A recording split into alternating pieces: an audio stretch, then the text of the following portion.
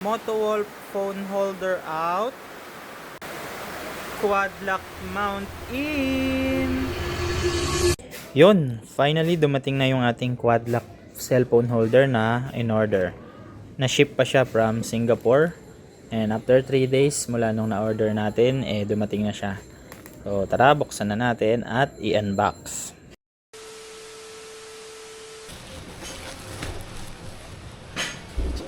Quad lock mud case for Samsung Galaxy A56. Quad lock mirror stem mount. Quad lock vibration dampener.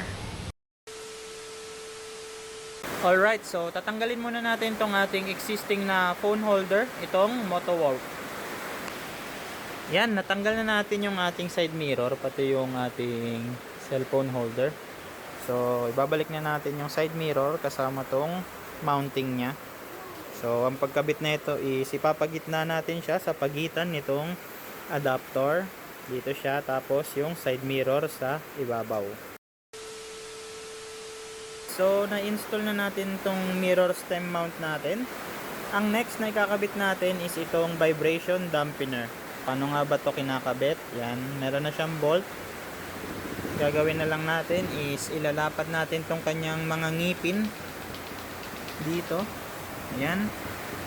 Meron na rin pala siyang kasamang 3mm na allen. Yan, libre na yan pamihit. So, kabit na muna natin itong vibration dampener. Alright, na-install na natin yung vibration dampener. Next is ito naman. Dito na i-mount yung cellphone. Same procedure lang. Yan, ilapat muna natin yung kanyang mga ngipin. Tapos, ilagay natin tong kanyang lock. Hand tight lang muna. Yan, so kumagat na. Pwede na natin gamitin yung libreng pamihit 3mm na allen. Yun! Nakabit na natin lahat and naigpitan na yung kanyang mga lock. Next is ikakabit naman natin yung phone case para sa ating Samsung Galaxy A56. Tapos, ayan, pwede na natin siyang i-mount dito. So, pasensya na sa background, medyo maingay. So, nananalasa na ngayon yung bagyong Nando. Malakas yung ulan dito. Next is itong mag case para sa ating Galaxy A56. Buti na lang nagkaroon sila ng case para sa A series. Kasi puro iPhone tapos S series lang yung madalas na meron silang case. Yan. So, tanggalin na natin tong ating existing case, no? Yan. Ganda, no? Yan, alisin na natin tong ating existing phone case. Yan. Tapos, saka natin ikakabit dito sa ating quad lock mag case. Sukat na sukat yan para sa Samsung Galaxy A56 5G. Medyo masikip lang siya i-fit. Yan, tulak muna natin siya para pumasok siya dito sa gilid-gilid. Yan, pasok na. Saka natin tulak sa kabilang side. Yun, dito pababa. Ayan, pasok na ang ating phone. Medyo lumaki lang siya sa kamay. Yan, mas lumaki siya hawakan kumpara dito sa dati kong case. Yan. So, para sa mga phone na hindi available ang mag case or yung kanilang ordinary case, may nabibili naman na universal fit.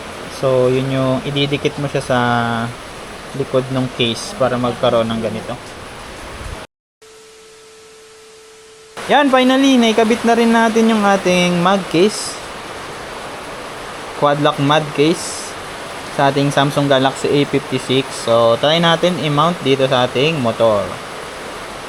Yan lang. Twist and lock. Pasok natin. And yan. Ayan, nakabit na siya. Yan na yung magiging view niya. Ayusin na lang natin yung angulo. Dito. Ayan.